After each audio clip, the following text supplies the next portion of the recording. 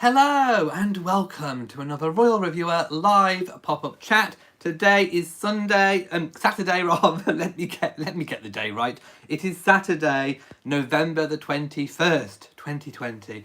What a year it's been. Anyway, hello and welcome. As always, this is a live chat, so I will be trying to read and answer as many viewer comments and questions as is possible. So today, last night we had some developments coming in, and I've been kind of waiting for things to things didn't seem quite right last night. So I wanted this story to develop before I came on to speak about it. And sure enough, I was right to do so, because the details shifted and changed throughout the night and the day. So what the reporters were reporting initially wasn't quite accurate, and it didn't kind of ring true with me. And then things have moved into a much more comfortable place that I'm kind of happy now to talk about this story. So, hello and welcome to everyone dropping in. Let's just kind of get into it. So, news has broke that Princess Eugenie and husband Jack, and of course Eugenie is pregnant at the moment, have moved into Frogmore Cottage. Apparently, they moved in roughly about 2 weeks ago. Now, if you remember, cast your memories back, there was lots of talk in the media that Frogmore Cottage was being readied by staff for Harry and Meghan's arrival. And of course, Harry and Meghan were expected to arrive in the new year because of the upcoming court case. That has now been postponed and pushed back by 8 or 9 months. Until kind of late 2021. And again, we don't know the reasons why. It was just personal reasons cited, which has led some people to speculate that maybe Meghan might be pregnant. Again, we don't know, nothing confirmed. Do excuse me while I drink some tea. But it turns out, we now know that the kind of flurry of activity was actually to ready Frogmore Cottage for its latest inhabitants, Eugenie and Jack. Now, this is what I was talking about, the initial reports being slightly wrong. So, initial reports came in, and some headlines were kind of revealing that Harry and Meghan had completely handed over the keys, they completely left, they weren't coming back, that they'd had all their furniture shipped off in the middle of the night. That actually didn't turn out to be true. So I'm going to read some tweets. Now, these are actually from a well-known Sussex reporter, one of their favoured reporters, and he says, this is following a report in The Sun that Prince Harry and Duchess Meghan have handed the keys to Frogmore Cottage to Princess Eugenie and Jack Brooksbank after moving all of their belongings out of the property. A Sussex source has confirmed to him that, and I quote the Sussex source, don't know which one it is, but there we go. Frogmore Cottage continues to be the couple's residence in the UK, and they are delighted to be able to open up their home to Princess Eugenie and Jack as they start their own family. They have not moved out, and will stay at the house during UK visits. So there we have it, kind of from their own mouths, through a source. And that's kind of, I suppose, the trouble with only having selective outlets, I suppose, because again, we have to then put our trust that these reporters, who are their favoured reporters, are actually telling the truth. So in this instance, I am going to put my faith and my trust in it, that it's correct. So those reports of, doing kind of like a midnight flit, if you like, are kind of inaccurate. So this is the scene, if I can kind of set the scene that we're at. So there was, Frogmore Cottage, a big, sprawling, probably 4 or 5 bedroom, mini mansion, if you like, that was renovated for Harry and Meghan. Of course, Harry and Meghan later repaid the refurbishment costs when they stepped down as being senior royals. But also, as part of that agreement, they actually paid some upfront rent. Now, we don't know how much upfront market rent they paid, and we don't know for how long a period of time that rent covered it. As far as I'm aware, they weren't handed a lease. Maybe, considering that they paid back that big sum of money, maybe a lease could have been given, but it appears that one hasn't, because we're still talking about rent. So yeah, we don't know for how long Harry and Meghan are kind of have paid the rent up to, and but it seems like if we go by the Sussex source that they still want to retain it. So there's a few options that could be on the cards. One is that obviously Harry and Meghan might continue to rent the property and to still use it as their UK base when they are in the country, therefore effectively sharing it with Eugenie and Jack. The other option is that once that period of time is over that they have paid rent up to, they might then kind of withdraw from the property entirely, and Eugenie and Jack could take the rent on themselves. So we don't kind of know in which direction that's going to go. Also, another possibility is opening up. Harry and Meghan got Frogmore Cottage as a grace and favour home, which is why originally they didn't pay any renovation costs and they didn't pay any rent. There has been talk, there has been renewed interest in Princess Eugenie and Beatrice perhaps becoming full-time working royals. So, if after Eugenie's pregnancy is finished and maternity leave, perhaps maybe Princess Eugenie could become a full-time working royal and therefore she would get the rent covered as part of a grace and favour home. That is another kind of possibility and route for Eugenie and Jack. But whatever the outcomes seem to be, I think it's really, really lovely of Harry and Meghan to have thought of Eugenie and Jack in this instance. They have a home, they've had a home for years now at Ivy Cottage at Kensington Palace. It's sort of on that same strip as kind of Nottingham Cottage.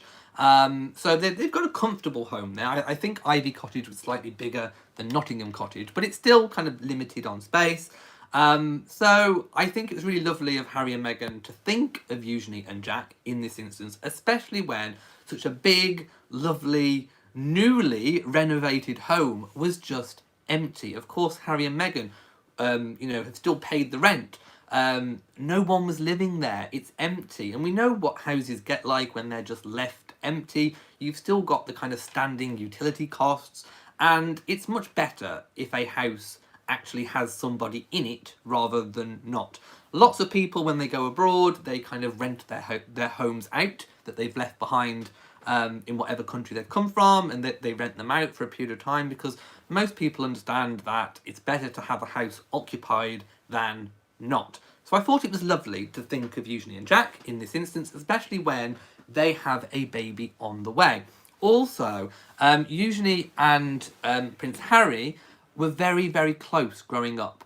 So for those people who think that Harry has fallen out with all of his family, blah, blah, blah, Eugenie and Harry have always been and remained very, very close. So to me, this proves that, at least with one member of the family, Harry still has a really, really close bond with. And I'm sure Harry and Meghan were delighted for Eugenie and Jack to accept their offer of having somewhere to live. I also am really, really pleased that Frogmore Cottage is not just empty, is not just sat there doing nothing. I feel really happy that it's going to be appreciated by a young family with a baby on the way. Of course, the house was kitted up for Harry and Meghan with Archie, so it's perfect. It should be absolutely perfect for Eugenie and Jack. I feel really happy it's being appreciated. I feel really happy that it's being used.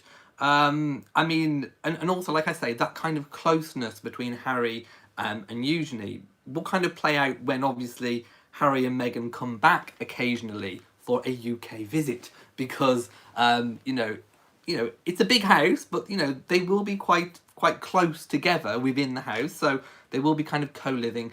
It's not expected now. I think it's becoming pretty apparent that Harry and Meghan are not going to be coming back very often to the UK. And I think this decision kind of highlights that. Of course, there were other options open to Harry and Meghan. They could have just relinquished Frogmore Cottage entirely and bought somewhere in the UK, or they could, for example, have, literally stayed in another royal residence whilst they were in the UK, or they could have stayed in a hotel or something of that nature. But it seems like their favoured option is just to let the house be lived in, let the house be enjoyed by a young family, and then when they do come back for whatever period of time, whether it be a brief period of time or a more lengthier period of time, they could obviously just stay there with Eugenie and Jack. The times when Harry and Meghan are probably most likely to come back to the UK and visit might be during the summer, maybe an invitation to Balmoral, for example, to spend time with the Queen. So they wouldn't even be at Frogmore anyway. So if they came back for one Christmas, let's just say next Christmas, for example, then they'd be staying more than likely at the main Sandringham home. If they came for a summer invite, they'd be staying at Balmoral. So they still wouldn't necessarily need to use Frogmore Cottage. So I think this is a really good arrangement all around.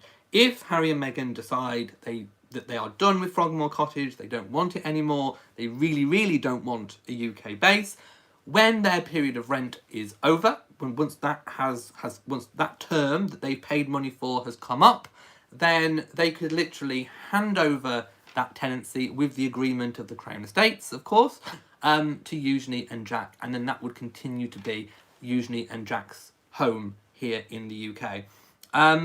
Again, we don't know if Eugenie and Jack are paying Harry and Meghan any contributions towards the rent. It is a private agreement, but I would imagine they'd be paying for the bills, at least. Even if they're not paying for the rent, I imagine they'd be paying for the bills. So yeah, that's kind of where we're at with that story. Let's just go and read a few comments. If anyone's a bit confused about it, ask me a question. There we go. Lauren says, do we think this means Eugenie and Jack will take on more royal duties? We don't know. No one can say for certain, but I hope so. I hope this is kind of opening up the opportunities for them. Let's put it that way. MSNB 2012 says, but Harry and Meghan paid for all of those renovations. They did indeed. And obviously they, at the time of paying off those renovations, intended this to be their UK base. They said in their statement that they wished to split their time between North America, which we now know is classed as America for them. At the time we were talking about Canada, but it turns out they obviously moved to Maine, USA, and the UK. So they obviously paid that money back with that intent that it was still going to be their home. We don't know what their plans are going to be. We don't know if they're going to change their plans.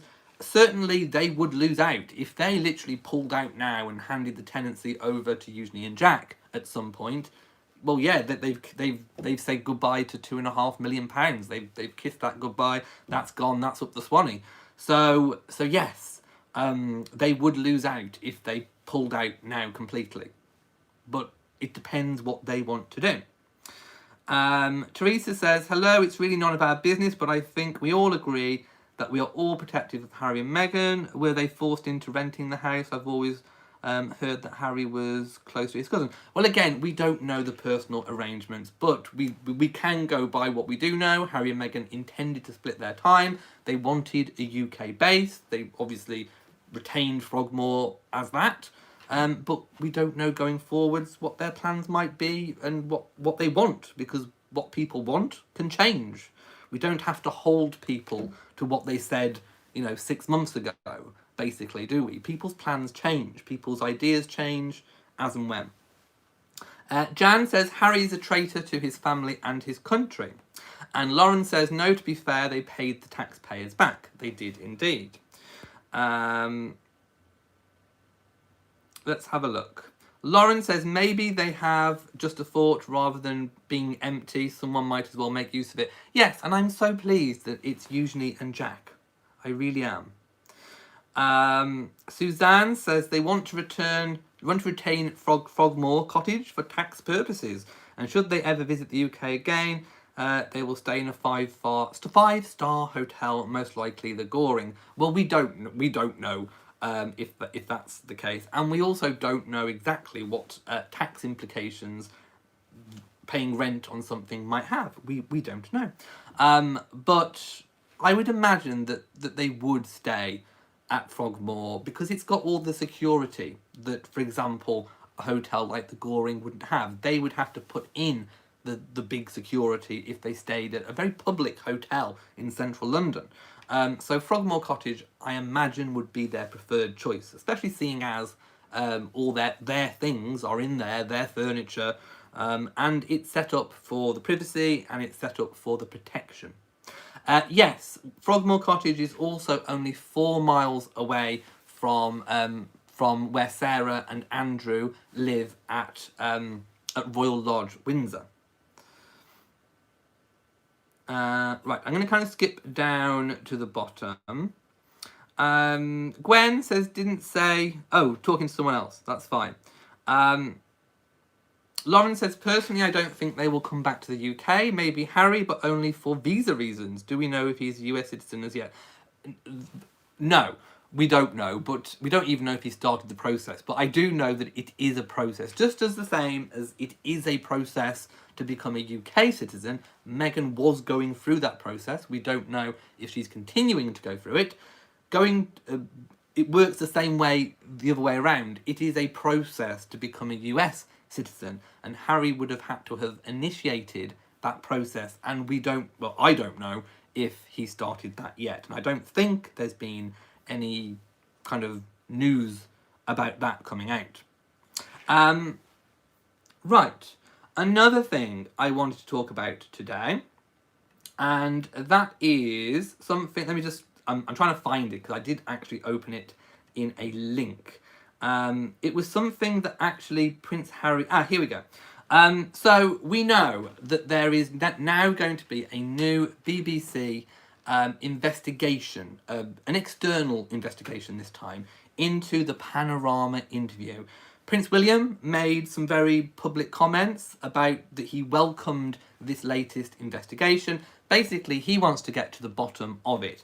Now, up until, again, yesterday, Harry hadn't said anything.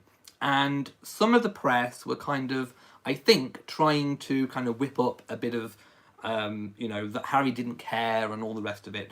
And there were a few headlines that Harry didn't agree with. So, he released, again, a statement via a source close to the Duke, who calls the allegations utterly horrid and offensive. So, this is what Harry is said to have released via this friend, this source, to, again, sources online.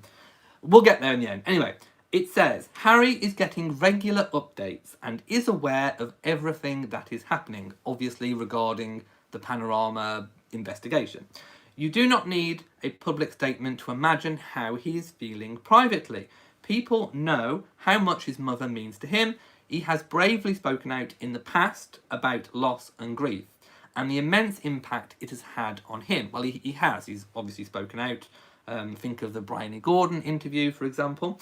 Sadly, some people are not just seeing this as a drive for truth, but also trying to use this as an opportunity to try to drive a wedge between the brothers. So, I think Harry has made his feelings completely clear in that last sentence. He doesn't want a wedge being driven between him and William. Basically, it shows that he is kind of looking and watching what's going on in the media, but also I think this refers to people online. Comments, viewer comments, comments on articles, comments on social media. For the last 6, 7, 8, 9 months, there has been an onslaught from both sides. There are people that love Harry and Meghan and will support them vehemently, and there are people, detractors, that absolutely hate them and can't stand them. I think I'm probably the only person that literally just kind of, sails down the middle through all of it. I'm like one of those Arctic icebreakers, kind of, clearing away all the ice that's in the wake. Anyway, you get those people that love them, you get the people that really hate them, and a lot of these people find themselves online, and they make comments, they fight, they're doing what Harry said here, trying to drive a wedge between the brothers, trying to drive Harry away from his own family. I've noticed that for a very, very long time, and I feel like I've been really, really up against it in trying to put that out there. But Harry's basically just confirmed what I've been saying. People are trying to drive a wedge between them.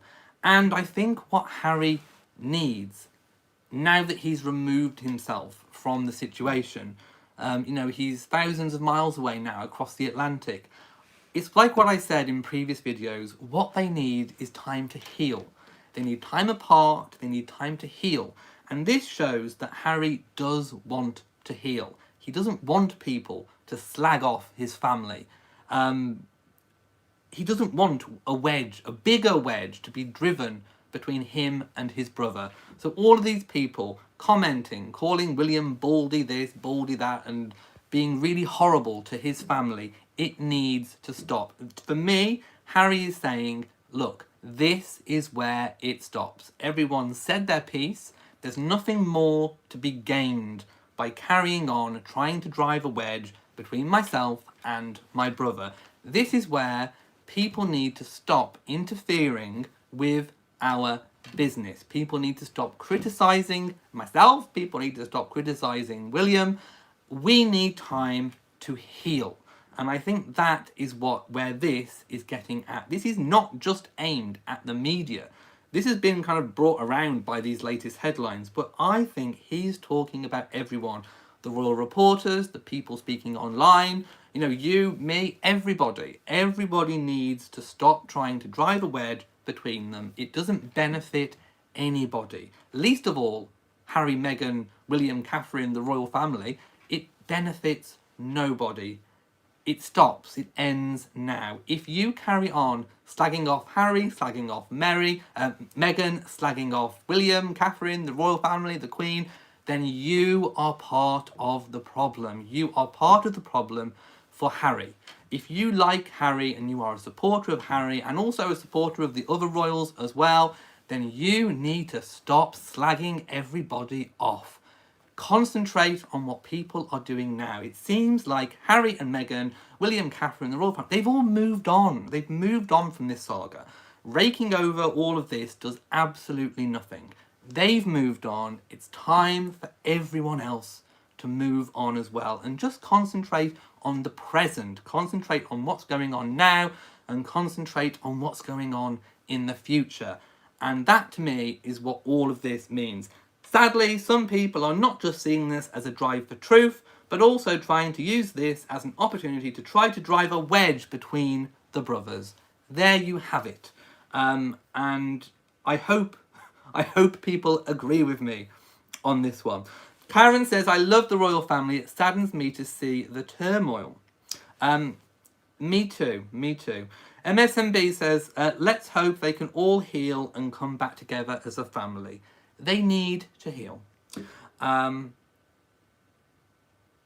have a look. Pian says, I can see Meghan ghosting Eugenie and Jack when she finds something about them. Again, that's the sort of comment that's trying to drive a wedge. I don't think Meghan would have had any issue with Eugenie and Jack using an empty home that they are not using. It benefits Harry and Meghan to have somebody in there, and it benefits Eugenie and Jack to have a really nice, recently renovated, hardly used home that they can appreciate and call their own, and also being close to family. So it's a win-win situation for everyone. No one needs to slag anyone off because of it.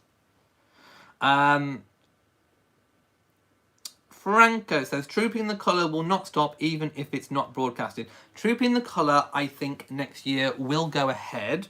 Perhaps more of a scaled back. Unless things are sorted by then with COVID, I think it will be scaled back. A little bit like we saw a scaled back Remembrance Sunday. We could perhaps see more of a scaled back Trooping the Colour. Maybe with no crowds. Maybe they could just literally do the masked bands. The Queen could still be there. So I think it'll be back next year, but I think it will be perhaps stripped back unless all these vaccines work and we're kind of effectively back to normal. Let's have a look. Christine says, so now I think if they come back for any reason, they can stay at the castle. Yeah, I mean, they could stay, if they're staying at Balmoral, they can stay at Balmoral. If they're staying at Sandringham, they can stay at Sandringham. So yeah, there are plenty of places for them to stay with family. But The upshot is they will not have their own private residence because, of course, you know, they can't exactly kick Eugenie and Jack and baby Brooksbank out when they come. That wouldn't be very fair. So they would have to kind of cohabit Frogmore Cottage. But if they're happy with that, and Eugenie and Jack are happy with that, then happy days for everybody. Yeah, Miriam, hashtag time to stop slagging. That might be a British phrase, I don't know. But we always say slagging someone off. Slagging someone off is, you know, talking bad things about people, basically. So yes, slagging people off. It's time to stop the slagging off. It doesn't benefit anyone, least of all the people that the people online are trying to defend. It doesn't benefit William and Catherine and the royal family, and it doesn't benefit Harry and Meghan. It's time to move on. And, you know, if you see people online or people that have platforms trying to drive a wedge, tell them, call them out on it. Be the icebreaker, like me. Like you know, there's a sea of ice, and you know, I'm like a polar ship going through the ice like this, kind of wading it all away. And I think finally, I've come to realise my place in this kind of royal world, and it's always been exactly as I've always been. It's been dead down the middle. I don't have any hate for anyone in my heart, and you know, I'm not way over this side, I'm not way over that side. I'm the icebreaker going down the middle, trying to make sense of everything. And hopefully people will see value in that, because I think there has been very much a shift in people going to either one extreme or the other. And really, I think I've been right all along to just be smack bang down the middle. And I am now going to be unashamedly smack bang down the middle, because I think that is the correct place to be. Thank you to everyone who agrees. And yes, I do hope that 2021 will be a much, much better year. Jan says, you're a great icebreaker. Thank you so much. By the way, I am still going to be doing my Crown reviews, episode by episode. I just haven't watched one over the last 2 nights, so that's why I haven't done any more. But I'm still up to, what was it, episode 5? I will be reviewing episode 5 next. Thank you, who says, Jan says, I'm a great icebreaker. Yes, because there's a lot of ice to break. Let's put it that way. Right, was there anything else I wanted to talk about today? Yes, the Queen. Hopefully you all saw my video on it. It was the Queen and the Duke of Edinburgh's 73rd wedding anniversary, and they released a new photograph. This photograph was taken at Windsor Castle in the Oak Room, and it was taken earlier on in the week by a press photographer.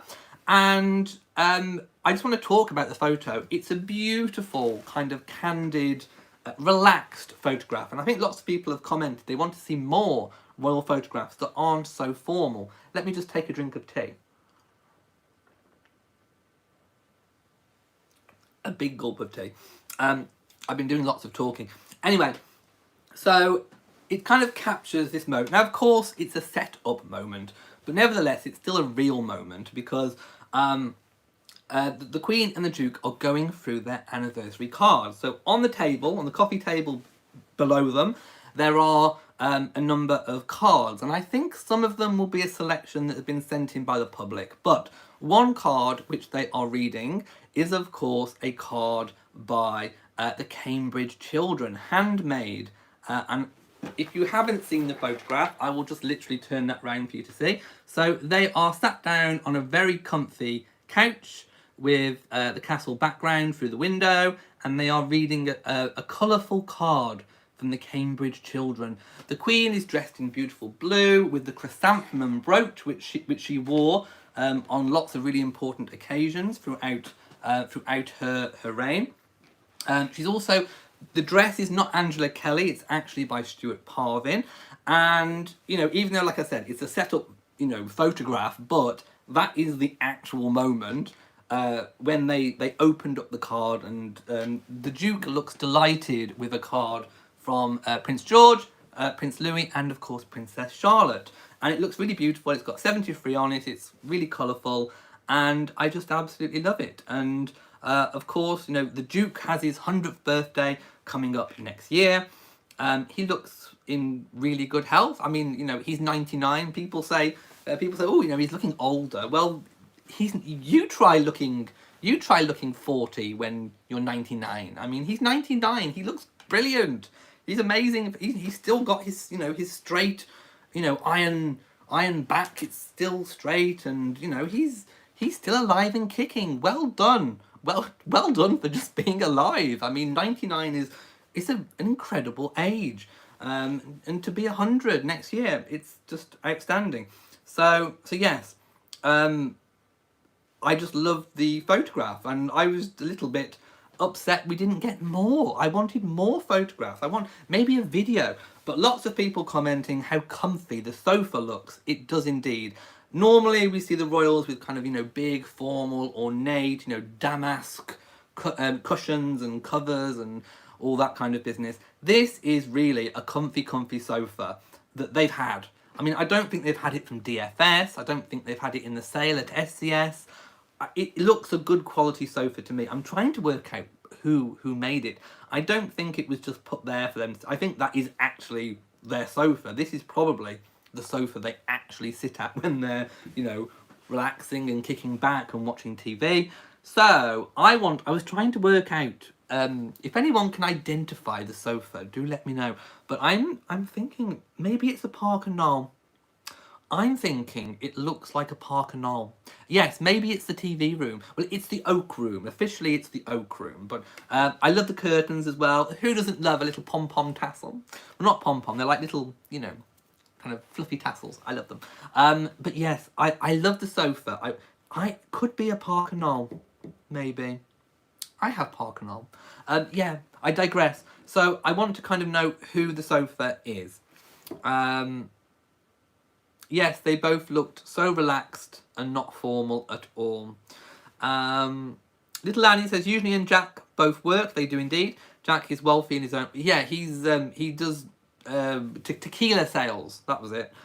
They do not live off the crowd. No, Eugenie and Jack have been paying private market rent for their Kensington Palace Ivy Cottage for years now. So they're used to paying rent. So basically they've been paying rent. So I would imagine that they would probably make, you know, rental contributions to Harry and Meghan for staying there, plus probably the bills of it. Maybe, but maybe they would get a little bit of a reduction, seeing as Harry and Meghan could basically just pop in and pop out whenever they want. So yeah, but we'll see how it plays out. It could be that Harry and Meghan in the future wish to completely relinquish it and hand over the tenancy to Eugenie and Jack. That would be a natural fit. So we're going to have to kind of wait and see how that pans out. But for now, Eugenie and Jack are in there, and Harry and Meghan can kind of come and go as and when they want. But we don't think that it's going to be very often. Yes, lies do hurt innocent people more than anything. And lots of people have agendas. If you look, when I was talking about, you know, either this side or that side of the royal divide, so to speak, people have their own agendas. And it really can, you know, hurt people when people have these agendas. Yes, roll on June the 10th. It will be amazing. And I hope the Duke will allow us to kind of celebrate. Because he often doesn't like a fuss. He's a bit like Princess Anne in that way. No nonsense, no fuss. Or rather, Princess Anne's like him, I should say. Yes, Betsy, I am overjoyed. I couldn't be happier to hear that beautiful home is being used. I can't express enough how happy I am that it's finally, you know, it's going to be lived in. Yeah, I'm really happy. Also, again, when I'm talking about lies, people, you know, saying that it's the servants' quarters. People don't understand the history of Frogmore Cottage. Frogmore Cottage, in its most recent history, was split, it's true, into 5 separate staff accommodation units. But that's not the history of Frogmore Cottage. Frogmore Cottage was actually a royal retreat. Queen Charlotte had Frogmore House built, Frogmore Cottage built as her own private retreat. It's actually a royal residence. So it's not the servants' quarters. It's, you know, again, people trying to put out their own narrative, like Harry and Meghan have been thrown in some kind of, you know, servants' quarters dungeon. Yes, it was servants. Well, not servants. It was staff. It was staff quarters in its most recent history. But going back, it was actually built as a royal retreat for Queen Charlotte. Queen Charlotte, I forget which year she was queen. I think it was the 1800s. I'm gonna Google her really quickly. So I forgot the dates, but she is the queen who generations back in her past did actually have some diverse racial history. Yeah. Oh, it was 1744. Yeah. So 1744 until 1818. That was her life. And if you didn't know who Queen Charlotte was, that was Queen Charlotte. And yeah, she had some biracial history herself. Back generations in her past. So she had it built as a royal retreat. So again, people trying to put out false information that Harry and Meghan were kind of, you know, thrown in some kind of, you know, servants' quarters, and it wasn't the case. It was actually a really loved royal home, or retreat, I should say, of Queen Charlotte. So there we go. People don't know the facts, and they talk a load of schmack, and yeah, basically. Why are we talking about Victoria and Abdul? Sharon says, Victoria let Abdul live. No, you've got somewhere different. Victoria and Abdul had a home at Balmoral, I do believe. Terry Turner says, interestingly, wasn't Queen Charlotte at least? Yes, she had some black heritage, but it wasn't, for example, like immediate. It was, I think I counted once, and it was something like 17 generations in her past. But yes, within her line, although quite distant, she did have some black heritage. Sharona says, can't wait for baby Brooksbank to come now. I know, I can't wait. I think it'll be a really joyous occasion, and I am so happy, really happy for Eugenie and Jack. I really am. Karen says, I was just wondering if they will have individual Christmas videos. Maybe, I don't know. Who knows? Who knows? This Christmas is going to be different to other Christmases. We'll have to wait and see what we get.